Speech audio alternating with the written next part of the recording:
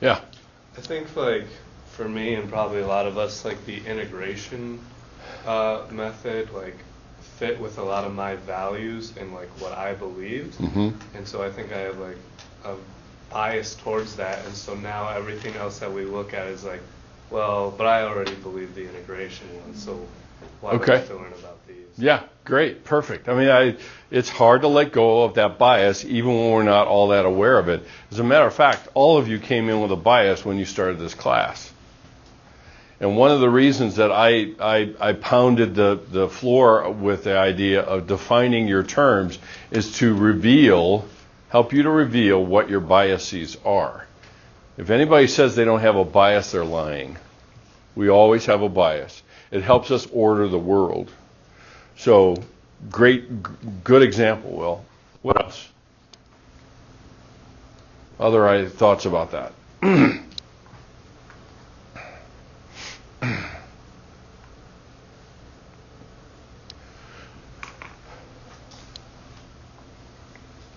Yeah, Emily? If it's not really talking about application, then they're just finding out more knowledge. And so if it's saying that knowledge is not understanding, it's not calling any understanding from that knowledge. Yeah. Well, the understanding is kind of the application, isn't it? I mean, then, it sounds like you're kind of poking at the question, then why know it? Right. Just to know it for knowing's sake. Yeah. What else? Yeah. It's kind of interesting to me to think about how you said at the beginning of this class, our interpretation styles can be just more developed or more mature depending on where we're at. Right. And looking at his kid versus him, depending on what you're solidifying, it can be really good and meaningful, or it can be really bad and that really bad contributing and things. Right. Yeah. And to some degree, you guys are more like Dustin than you are like his child. Because you already come informed. You already have certain ideas and conclusions that are already there about psychology or the integration of psychology, for example, psychology and faith. You already have some ideas. I'm just surfacing what's already there. It's just a matter of your awareness of what has been there. But yeah, that's a good point. What else? Anything else?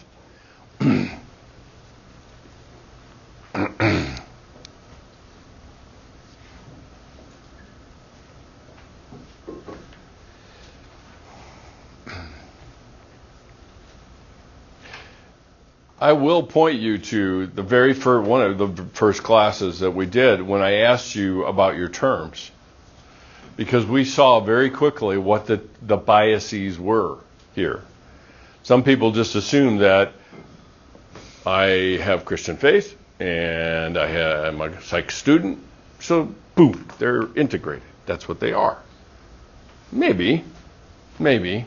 And the background to this is showing you a little bit more about what you assume to be true and how it actually operates. So the one thing that Christian psych does, and it's reiterating some of what we've already talked about before, Stan Jones made the same point, is that psych is native to Christianity. It's already a fundamental dimension of our faith. It's just a matter of what you're looking for. Okay? If you're thinking of psychology as systems and theories and terms and definitions and everything else, you won't see it. But it's there for one main reason. Humans fill the pages of the Bible. And if humans are there, psychology is there. It's just a matter of being able to see it. Because we bring it with us. It's always there.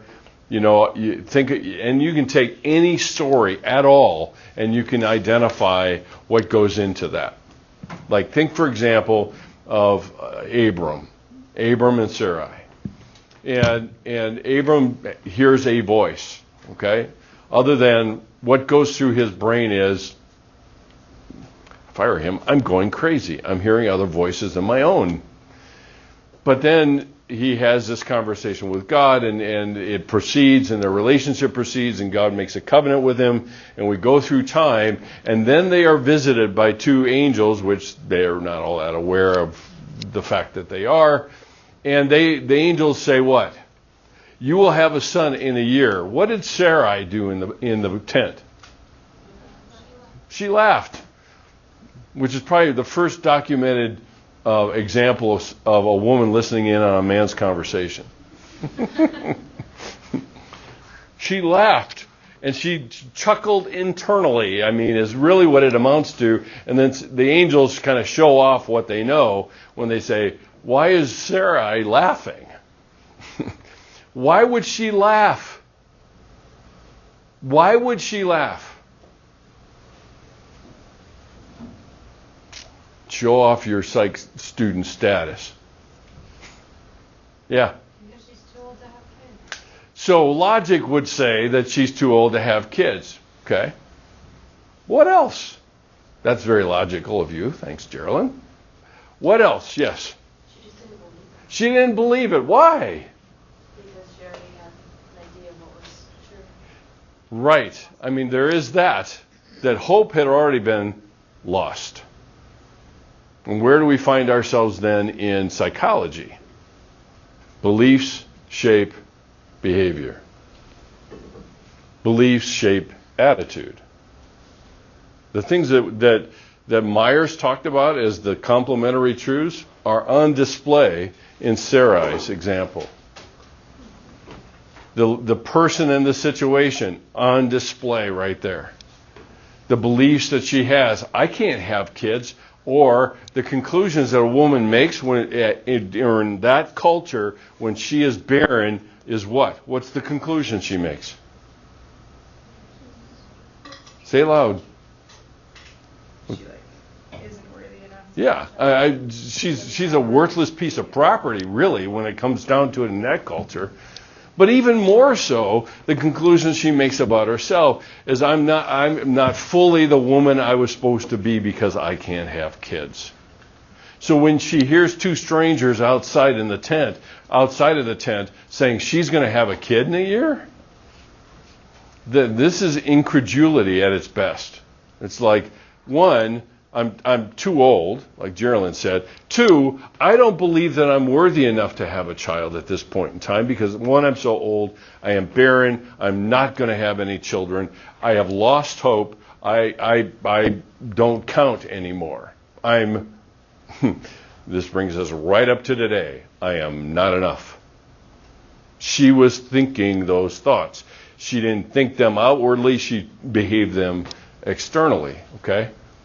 So no matter where you look, you can pick any story and you will find human psychology on display. You got to be able to see it and to look for it.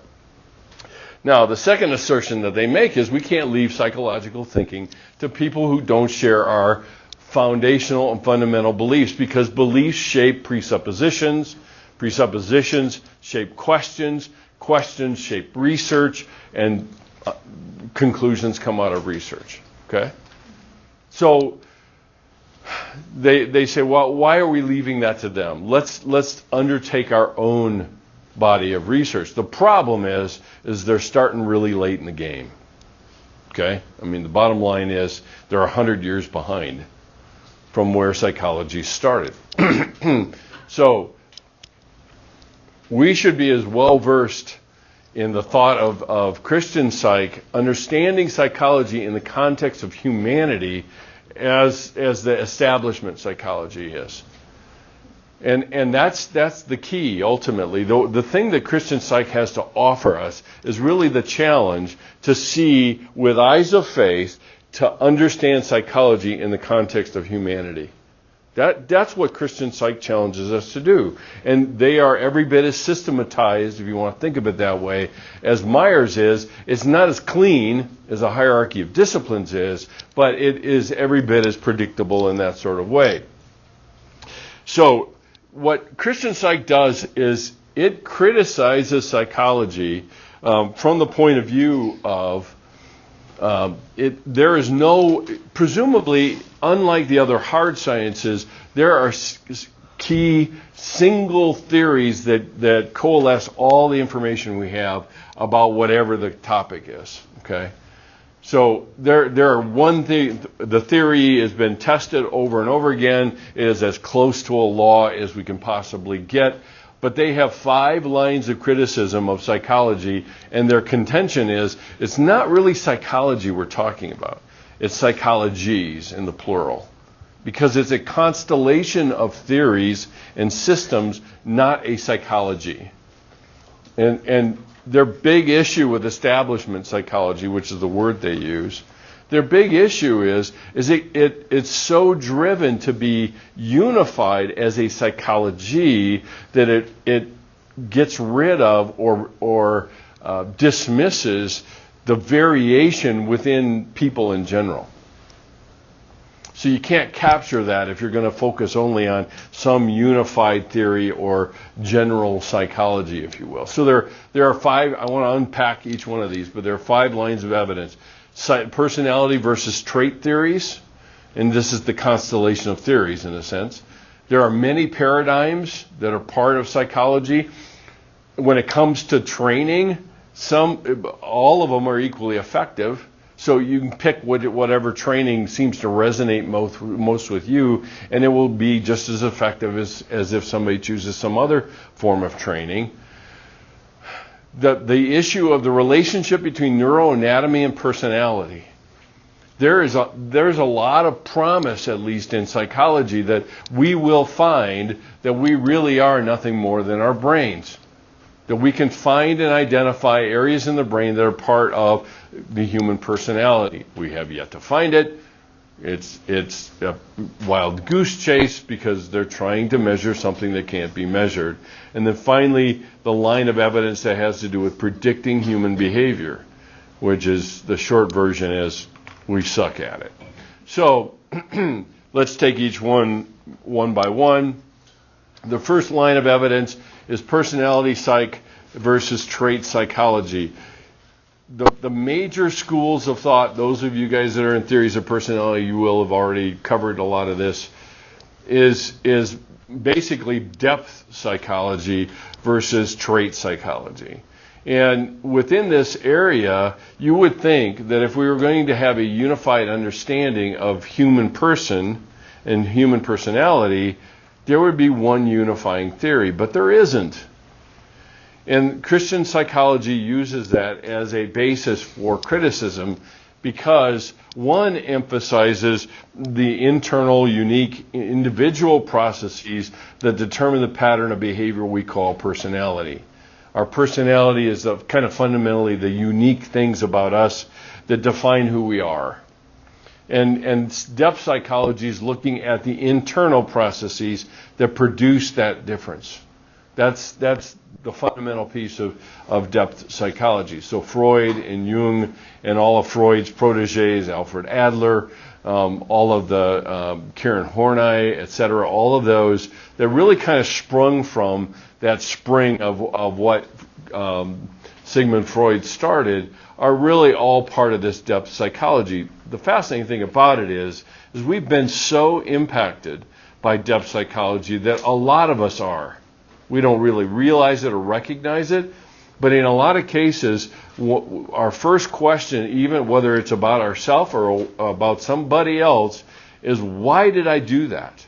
And the first place I go is internal in terms of the depth psychology kind of idea. What kinds of things, what kind of conflicts, what kind of issues do I have that are not resolved that are leading me to behave the way I do? And that's depth psychology, okay? So one of their criticisms is the personality psych versus trait psychology. The other thing is trait psychology. This is just one example, the circle you see here that is often used. It's been used in Christian circles. It's been used in Christian circles. By the way, the Myers-Briggs is built on Jung's theory of psychology, which ultimately is an interesting mix of trait and depth psychology. Because there are certain traits that the person has who is high on introversion, etc.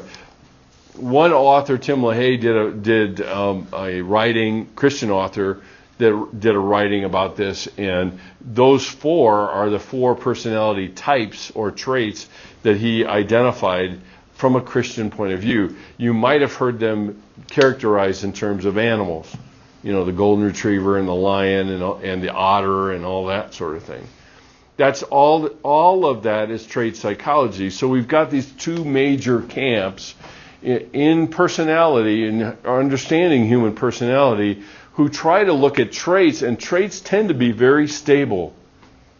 So, you hear somebody say, myself included, I say this kind of lighthearted, is, it's just the way I am. I'm an introvert. Well, not always.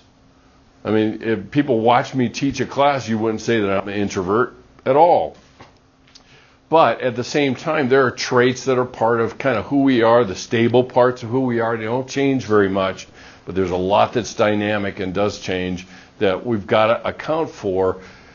Christian psychology is saying, look, psychology can't seem to get its act together because they have varying theories just about human personality. Nothing else, just about that, okay?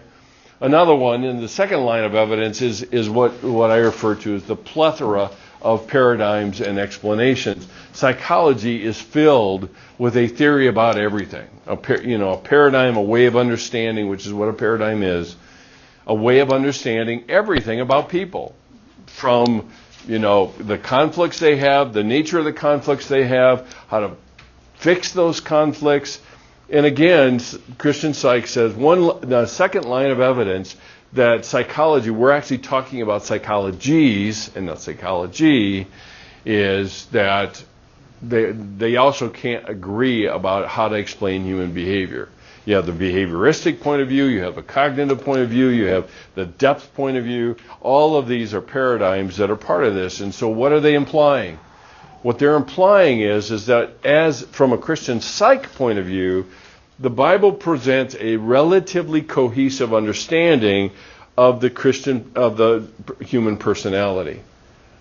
Now, maybe you want to enter this with some degree of skepticism to say, prove it. I mean, how are we going to know this thing? And they have a very rich history that they're going to present to help us to understand it even further. So that's the second one. The third one is what's called meta-analyses of psychotherapies. And probably 60 years ago or thereabouts, there were many studies being done of what we call meta-analysis. In other words, we looked at the analyses of how psychotherapy is done, what are the internal dimensions of psychotherapy, like the relationships, the processes, etc., and what produces good outcomes, what produces neutral outcomes, what produces no outcomes at all. Okay? So they take all of these research studies, these analyses, and they say, are there themes here that we can look at to understand how good certain psychotherapies are and which ones aren't? What you end up finding out is that the research from a meta-analysis says it's kind of a wash. They're all equally effective depending on the clientele that works. I mean, we know in psychology at least that CBT is the treatment of choice for people that are struggling with mood disorders, depression, bipolar, etc. Okay? We know that. The research bears it out. When it comes to other disorders, though, CBT may not be the most effective thing at all. So, to some degree, the clientele, if you will, determines the effectiveness of it. And again, what they're saying is that if all theories and all strategies are equally effective, then we're talking about multiple things here. We're not talking about a unified picture of psychology. And that's, again, a line of evidence that they use to say, look, let's just be clear, all right? We're talking about psychologies. We're not talking about psychology. The fourth one is there's no clear relationship between neuroanatomy and personality. A lot of you guys that have been through Intro to Psych and have seen the picture of the human skull, if you will, and divided up into various characteristics of the human brain or the human skull. It's called phrenology. It used to think that whatever area was identified on the top of the skull was connected to personality characteristics within the brain, essentially. was one of the starting points of us trying to understand this. We have yet to figure out what neuroanatomy has to do with specific characteristics of human personality. Now, do we do brain studies, fMRIs, PET scans, etc., and find out what parts of the brain fire with people that are struggling with OCD or DID or things like that? Yes, we can, but that's about as close as we can get. So if there was a clear understanding and if there was a single psychology to understand how the brain actually operates, presumably we would be able to find neuroanatomy that betrays that, shows that. Now, why are they doing all this? Okay, you got to ask the question, why are they doing this? They're doing this to prove a point, and the point is that psychology promises to do certain things as a psychology and blurs the lines about the fact that it really is, like I said before, a constellation of theories and paradigms and explanations that are all kind of mashed together that we call psychology, when it really isn't. And that's all this evidence is for, is to say, all right, if it's not really psychology we're talking about, but psychologies, is there an alternative that would provide us with a coherent, cohesive understanding of human functioning? And that's what they're trying to make a case for. The last one is that presumably if we knew the psychology of the person so well, we should be able to predict their behavior, and as this says, it's crude at best. That's why in any trial or anything else, you can very easily find expert witnesses to testify on both sides of the coin in regards to somebody's behavior. You always can. Our ability to predict is really impossible. I find it hard to imagine that many, many years ago, some of you may have watched it as a golden oldie, but if you're a Tom Cruise fan, you probably know where I'm going with this. But it's a movie called Minority Report. And the only way that they went about predicting human behavior and thereby doing law enforcement was based on a group of twins that they referred to as empaths, I think, if I'm remembering this right. And they basically could predict what would happen in the future, and they would stop crime before it ever happened based on this. Well, it's not based on humans. It's based on something else. Even in that movie, it was based on something else. And we have a very difficult time predicting human behavior for one main reason, okay? Persons and situations. That's the big reason. Because we can look at the person and we can say, well, this is their propensities, this is their inclinations, but we can't predict the situations they're going to be in and what impact that situation will have on that person. Because in a lot of cases, the situation restrains behavior that we would think are important, that would predict certain elements of behavior. Yeah, Katie? Can you see that a lot with people who commit suicide, the people who a part of their lives can go back and say, like, why didn't I see this coming? And then, like, well, it's because you really can't predict what's going to happen to somebody. Yeah, generally speaking, the people that are left behind end up sifting through data that they didn't have to make the conclusion that they should have seen. and so, yeah, there are usually tipping points that we can't anticipate that kind of tip it toward certain behaviors, suicidal behaviors or suicide attempts or things like that. We've gotten better, but we always talk probabilistically. It's more likely to occur than others, but again, that doesn't guarantee anything at all. And I'm sure you guys have probably heard plenty of stories where somebody's suicidal and they're on the verge of taking their life, and they get a phone call. And the phone call is somebody that just wanted to call them and see how they're doing and tell them that they loved them.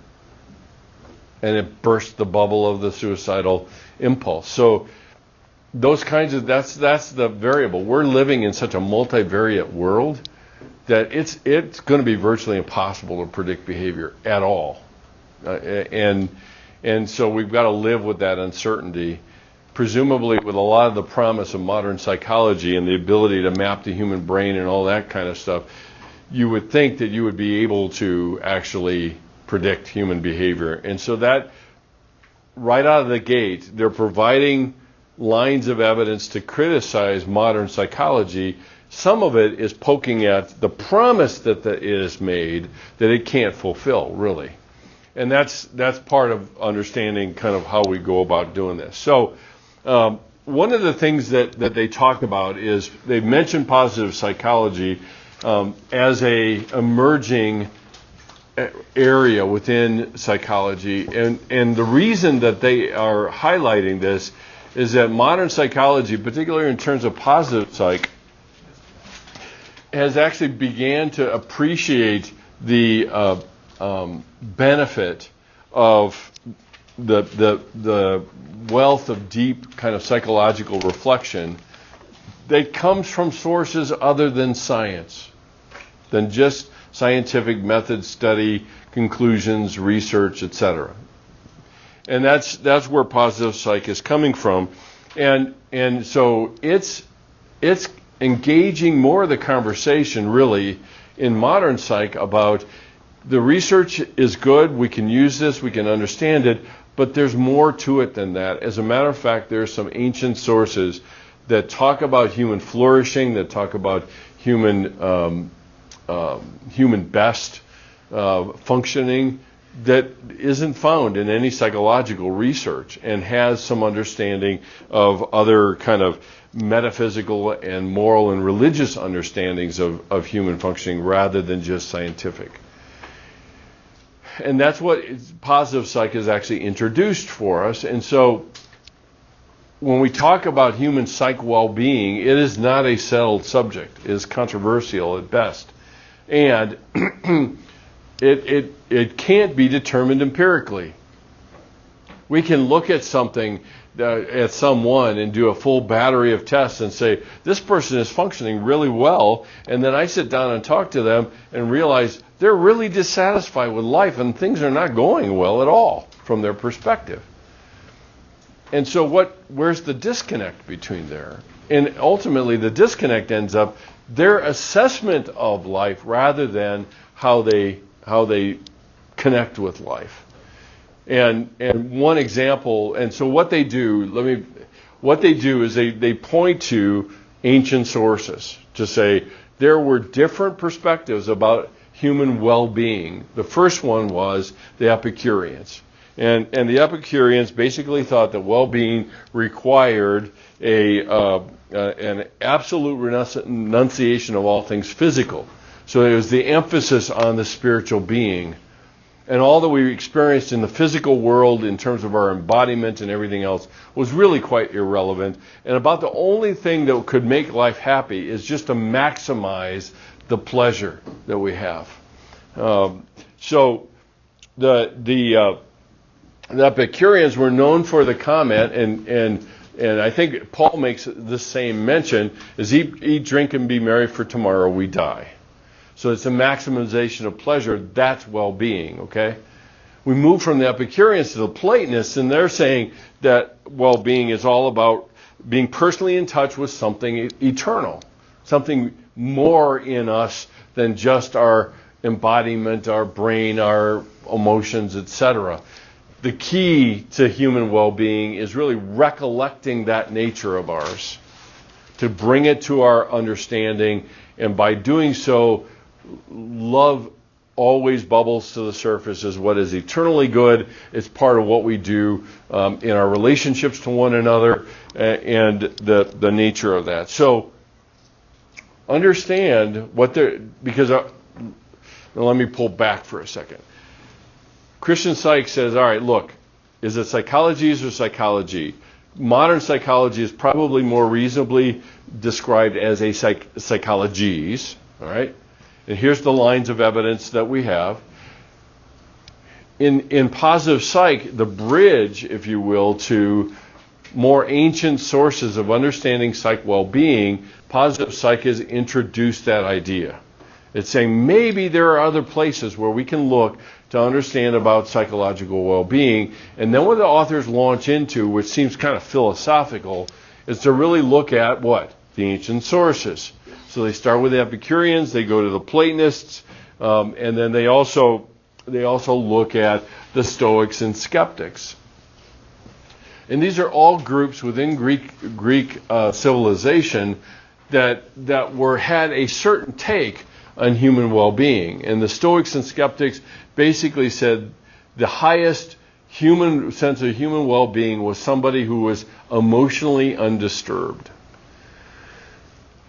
And ultimately, all that they did in terms of trying to help somebody achieve this sense of well-being was to focus on their rationality and to build their rationality, to build their way of understanding the world. They were the ancient world's version of cognitive therapists.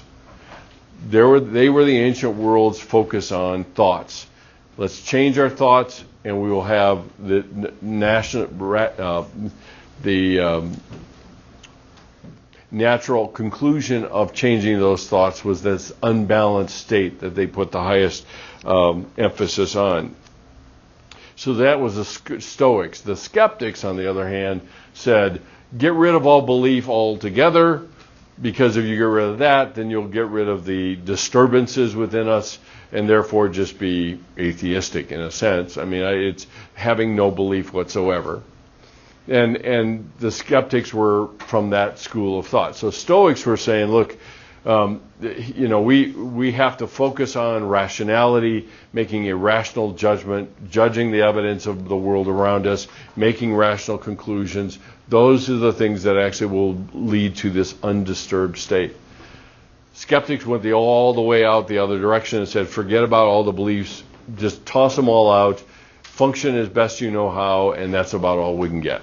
And that was really where the Skeptics were coming from. So then we get to Aristotle, and this is a quick fly-through of history here. But Aristotle had some interesting perspectives, partly because he was saying human well-being, this is the topic of what we're looking at here. Human well-being required excellent functioning as a rational human animal, and the key here is in community with the contemplation of the eternal. Aristotle introduced this concept of community in terms of human well-being, which has really been a remarkable kind of turn in terms of talking about the rational human animal, the sense of, and contemplating the sense of the eternal within the context of community with others. And that's a dramatic shift, if you will, that came out of Aristotle that has impacted us really ultimately ever since. So when we ask the question, what fundamentally is a person, the person is defined within a properly constituted community.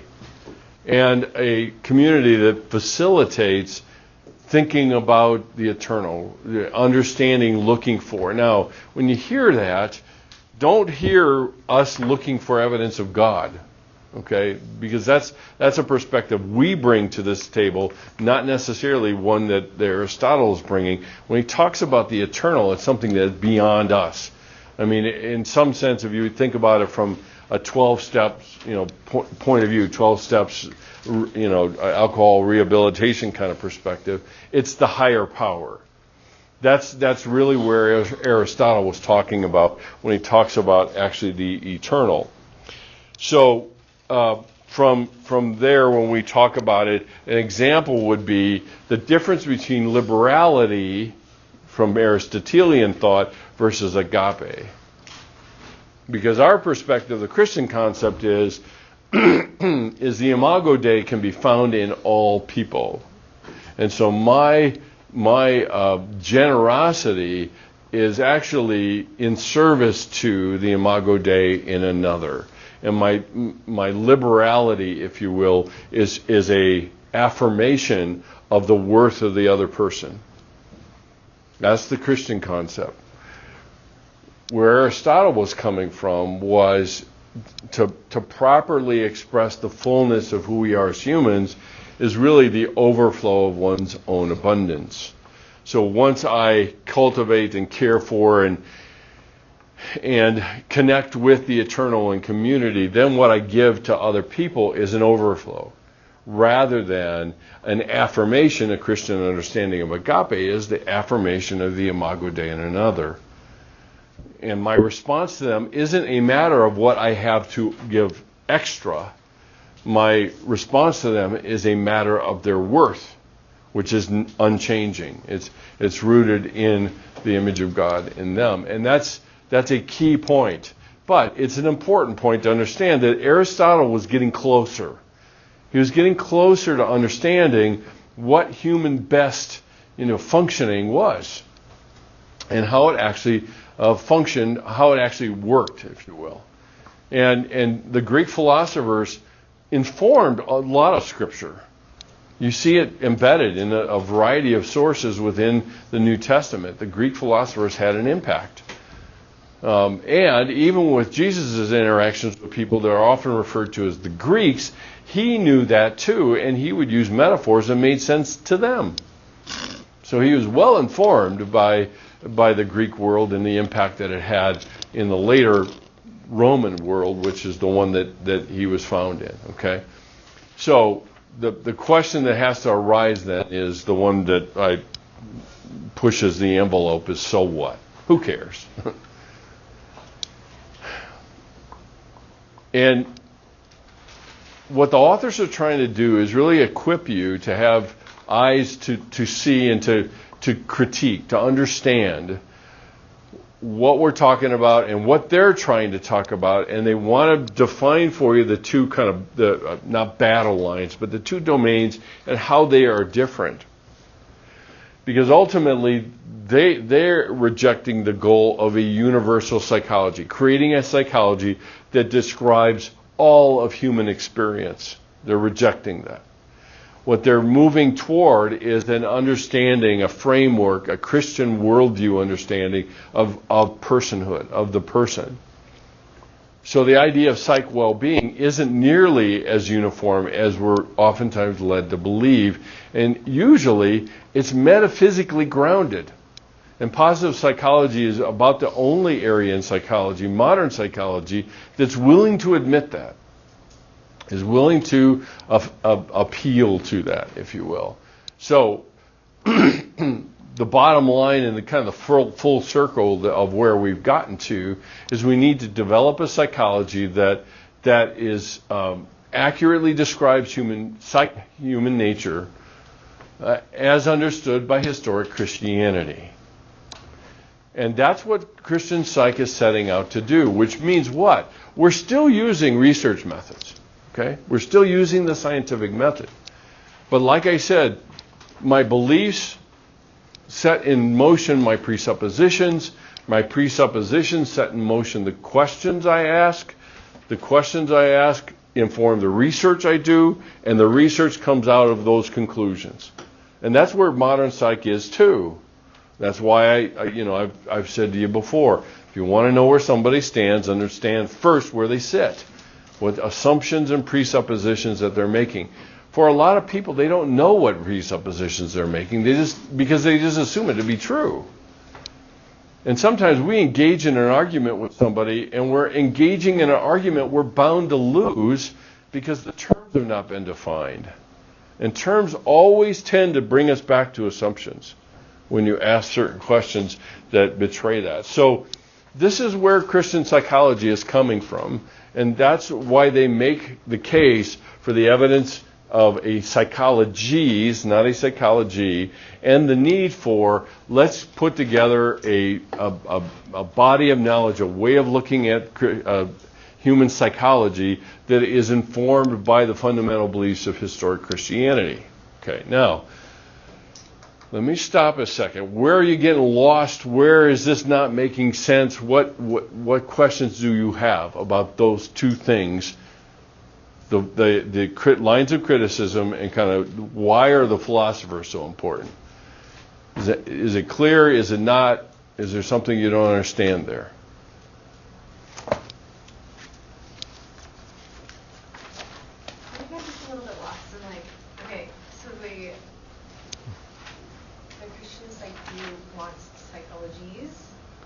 Or just psychology? No, psychology. Okay. Psychology. Yeah. And that's why they're criticizing it, is that modern psych paints itself as a psychology when in fact it's actually a psychologies.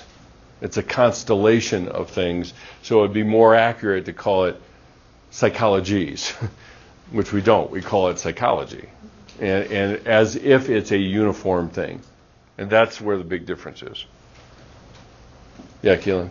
So is this view kind of looking for like patterns of reoccurrence to define its psychology? Like is it using old philosophy to say like this is where it... Well, at least to inform. Yeah, at least to inform.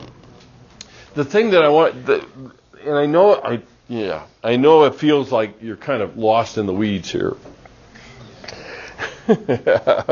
Laughter always confirms. Yeah, it's not weeds, it's a swamp. Oh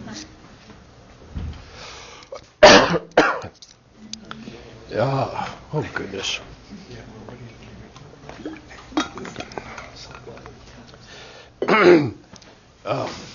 What they are trying to establish, and they're kind of setting the stage. My larynx goes into complete spasm. Come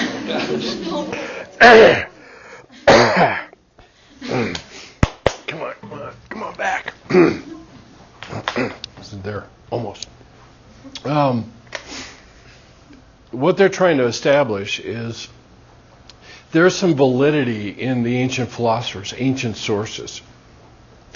And that's what they're pointing to here, which says that psychology needs another source than just scientific research to understand human functioning. Now, guess what their next leap is? What other ancient source do they want to use?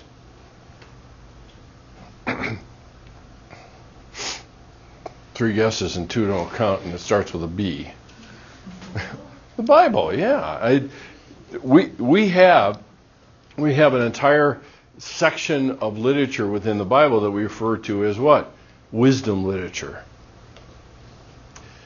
And Solomon was an undisputed person of wisdom.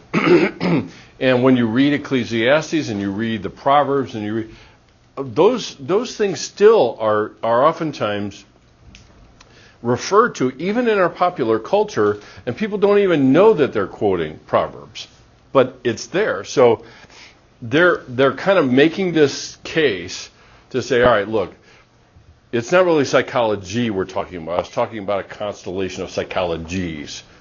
Let's get that out of the way. Secondly, what's our other sources that could inform having a coherent psychology of human person? And it's other sources, ancient sources even, and probably the preeminent ancient source is the wisdom literature of the Bible. The one thing that I and we're almost out of time, but I want you to do this, okay? On Wednesday, the way that I make this point, the way they make this point, is they go straight to the Sermon on the Mount. Because it's the one coherent piece of propositional teaching that Jesus gave us. It's 3 chapters, 5, 6, and 7. And I want you to start reading it now, okay? And I want you to ask one question.